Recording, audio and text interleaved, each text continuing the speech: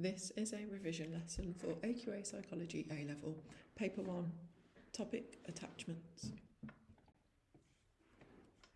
The specific focus of this session is on Bowlby's theory of maternal deprivation. So it's really important that you recognise Bowlby appears on the specification twice. Once for his general theory, his explanation of attachment, the monotropic theory, with the concepts of a critical period and internal working model, and then again for his theory of maternal deprivation, which will be the focus of this session. If you notice, the critical period concept does overlap into his theory of maternal deprivation, which we will explore.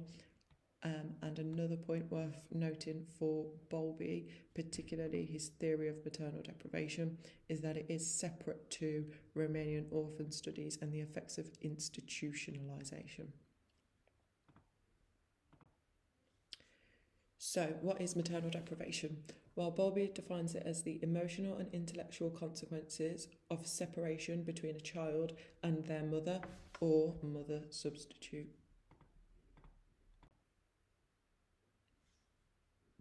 So getting a bit more into maternal deprivation theory, Bowlby is known for his monotropic theory of attachment, which I have already briefly outlined, but prior to this he actually suggested the theory of maternal deprivation.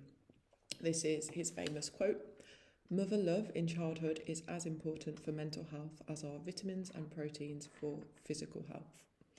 Bowlby's idea was that being separated from a mother in early childhood has serious consequences for that child, and these consequences he created the general term of maternal deprivation.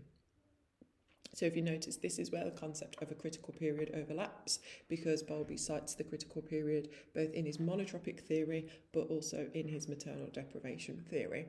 And so in an essay on maternal deprivation, you would be credited for his concept of a critical period.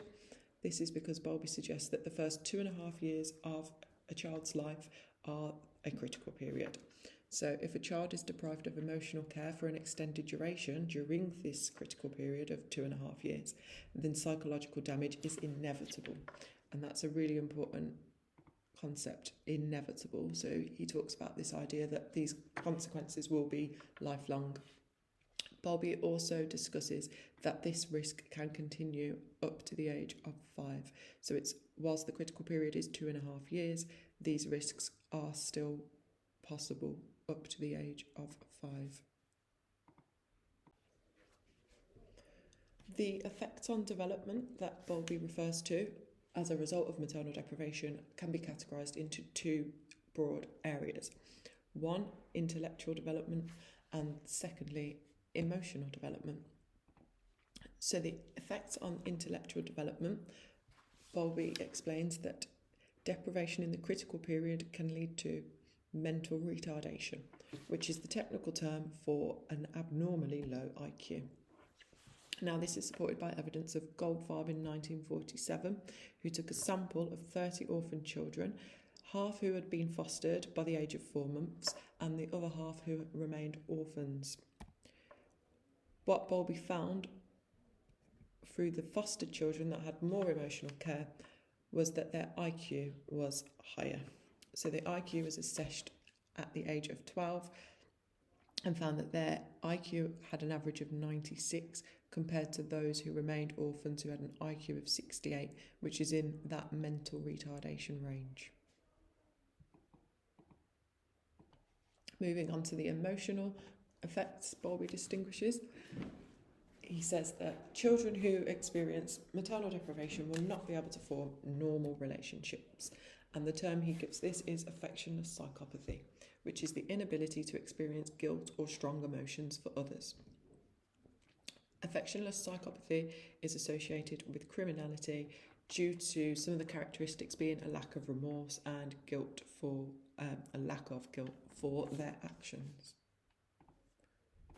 So the key takeaways here are mental retardation is one intellectual effect of maternal deprivation, and then an emotional effect is affectionless psychopathy. And again, this is really important that you understand the specification, because the effects of institutionalisation do overlap ever so slightly, in terms of the intellectual development if mental retardation does occur in the institutionalisation part of the specification, but the emotional effect is not affectionless psychopathy for institutionalisation. It is that of disinhibited attachment.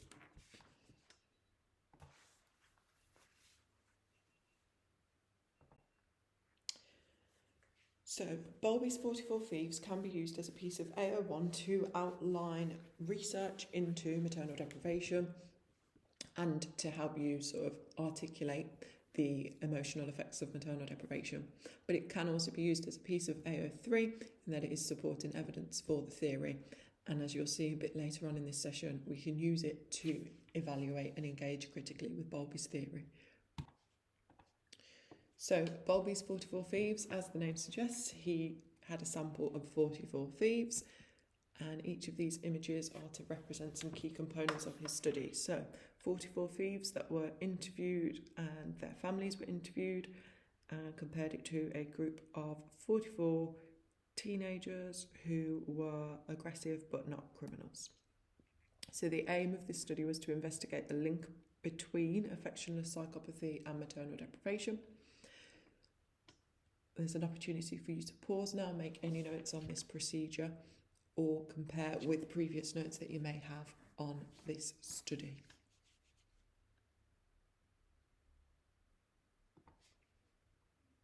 So key points from Bowlby's procedure is that there are 44 criminal teenagers who have been accused of stealing, hence the name 44 Thieves.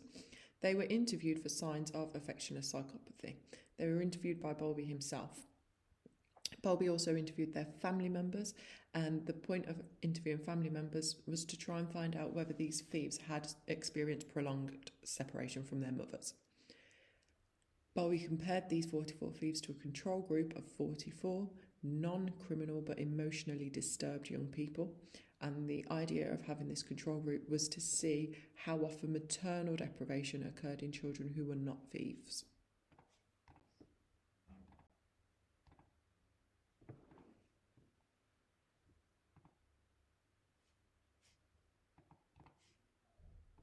So Bowlby's findings were 14 of the 44 thieves could be described as affectionless psychopaths.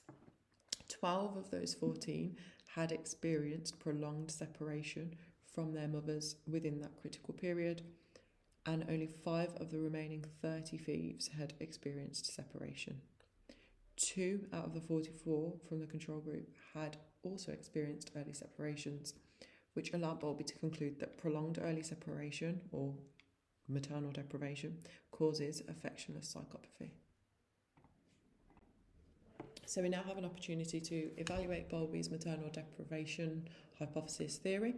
So if you'd like to pause the video, in 5 seconds I will start to discuss some of the strengths and weaknesses of this theory.